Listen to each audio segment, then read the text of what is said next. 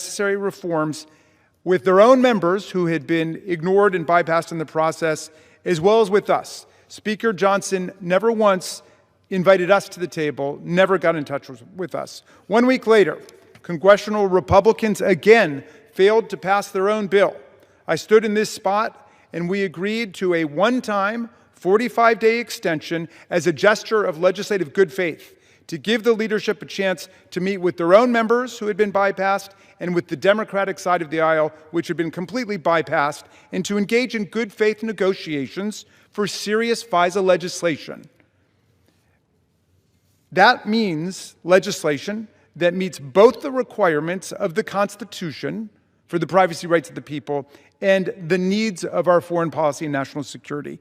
Again, we never heard from the Speaker. We never heard from his staff. They never came to talk to us.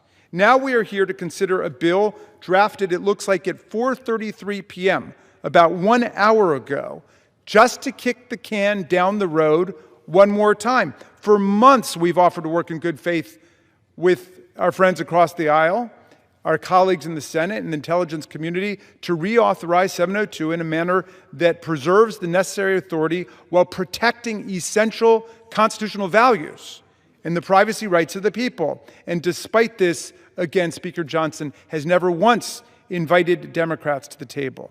I know Speaker Johnson. We served together on the Judiciary Committee. We used to speak and interact freely, but he has completely vanished in this process. We have an incredible shrinking Constitution under Donald Trump, and now we have an incredible shrinking Speaker under Donald Trump.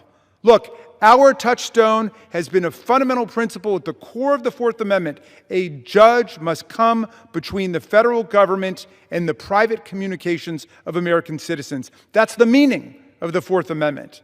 The FBI has abused this powerful surveillance authority for decades. The FISA court has recently raised serious questions today about how Section 702 is operating. Instead of implementing the modest, self-administered guardrails Congress required as part of our 2024 reauthorization, the FBI appears to have been actively circumventing and violating those guardrails. We cannot trust Kash Patel not to violate FISA when he readily admits he queried some government databases to dig up dirt on journalists who dared to report about him and the government services he has made available to his girlfriend. Believe it or not, the administration's invitation to trust Kash Patel and Tulsi Gabbard, which a majority of this body was not interested in, has now gotten even. The most critical surveillance weapon of the U.S. against foreign threats has come to an end for the first time since 2008.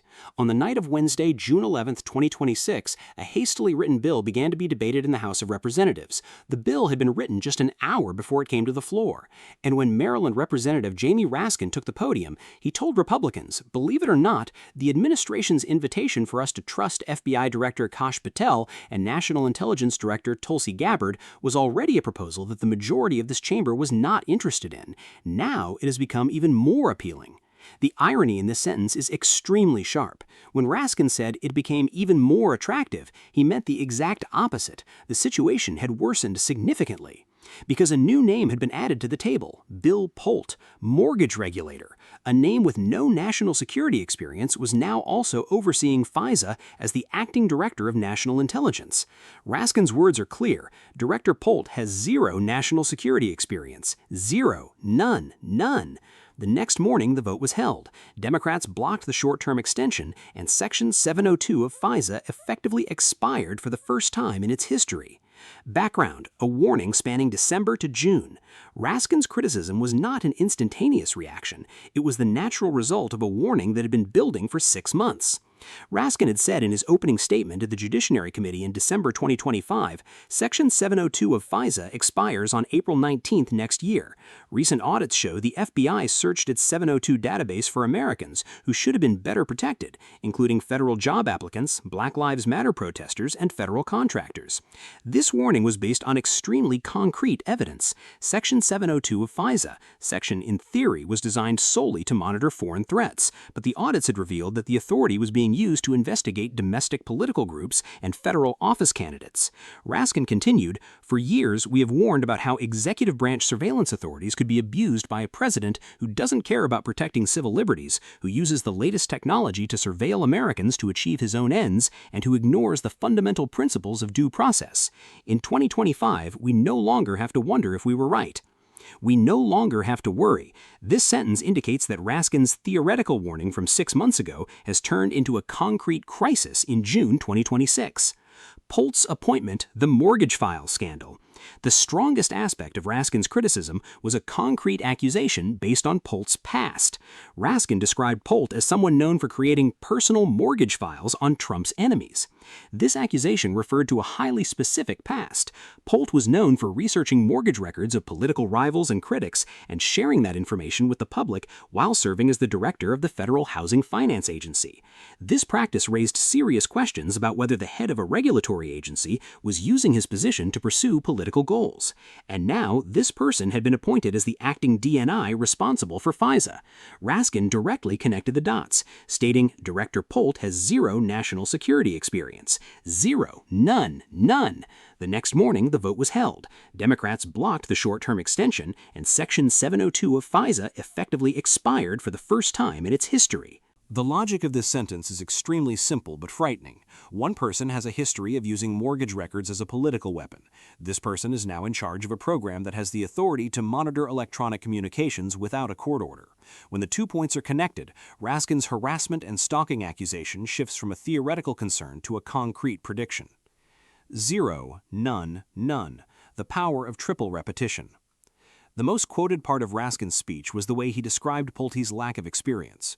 Raskin said, Director Pulte has no national security experience. Zero, none, none. This triplet repetition was a deliberate choice rhetorically. Zero is a numerical expression. Heach is a qualitative emphasis. Yawk is a definite closure. Together, they formed a statement that left no room for any commentary. The impact of this trio is that it emphasizes Pulte's complete lack of experience rather than just being inexperienced. This is a much harsher finding than the softened phrases less experienced or limited experience.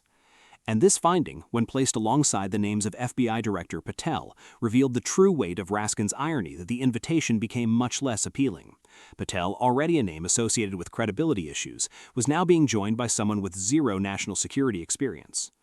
Crawford's countermove. The Republican front tried to frame its own narrative against Raskin's criticism. House Intelligence Committee Chairman Rick Crawford accused Democrats of wanting to play political chicken with a fundamental national security tool and pointed to the number of threats the U.S. will face in the future. This framing was a classic defense strategy, separating the issue from personal appointments and presenting it as the national security apparatus itself is at risk. So, in expressing their distrust of Patel and Pulte, the Democrats were essentially leaving the country vulnerable to terrorist threats. But this framing did not answer the main question Raskin was asking. If this critical tool is so important, why is it being given to the people least suited to manage it? House Minority Leader Hakeem Jeffries called the vote a show vote because they already knew the bill would go down in flames. Jeffries' assessment highlighted the political theater aspect of the vote, because the Republicans' decision to bring the bill to a vote, despite knowing that their short-term extension proposal would not receive the necessary support, was interpreted as an attempt to shift the responsibility for the outcome onto the Democrats, rather than a genuine effort to resolve the issue. Historic standoff, first time since 2008. The standoff has become a historic breaking point in America's national security architecture beyond a typical political squabble. House Republicans failed to secure enough Democratic support for a measure to extend the country's warrantless surveillance powers for a short period of time on Thursday, and the House then left for its planned recess. Thus, the process has been moved to a point where the expiration of the relevant authorities, for the first time since 2008, could be reached. For 18 years, from 2008 to 2016, regardless of which party was in power, this program was continuously renewed, because both parties acknowledged that the program was critical for counterterrorism.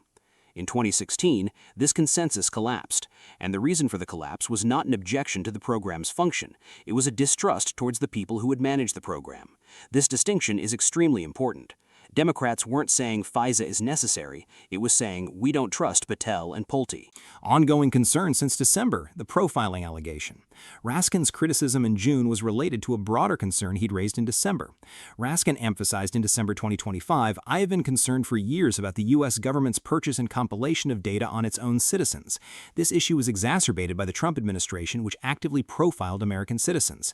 This sentence directly overlapped with the issue of Pulte's mortgage files. If the administration is already profiling American citizens, having broad surveillance powers like Section 702 in the hands of this administration meant not just a theoretical risk, but the continuation of an ongoing practice. Raskin's "believe it or not" statement in his June speech carried a sense of frustration over the validation of this long-standing warning. He warned for months, no one took it seriously, and now the very scenario he had warned about was coming true. Intercommittee tension, Crawford's account didn't hold up. To understand the technical aspect of this crisis, it is necessary to examine Crawford's future threats argument. Crawford emphasized the urgency of the program by drawing attention to the number of future threats to the U.S. This argument, when viewed from the perspective of counterterrorism, seems understandable, but the Democrats' fundamental question was different. If the program is indeed so critical and urgent, why are the people managing it such controversial choices? The debate thus turned into the classic "is the tool or the user more important" question. While Crawford emphasized the program's strategic value, Raskin pointed out the lack of trust in the people who would implement it.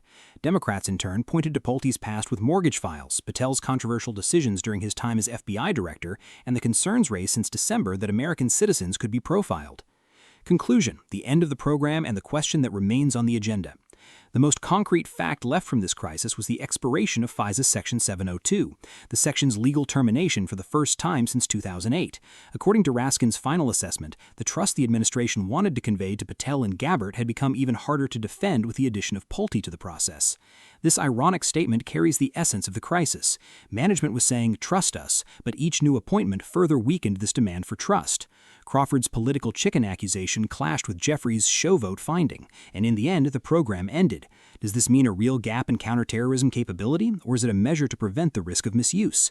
The answer to this question will depend on how Congress resolves this crisis in the coming weeks. But the warning Raskin has been repeating since December is no longer theoretical. It's on the record, and in June 2026, this warning turned into a concrete legal outcome. The program itself was terminated due to a lack of trust in the administrators. If you want to follow such analyses, subscribe and don't forget to turn on notifications. See you in the next update.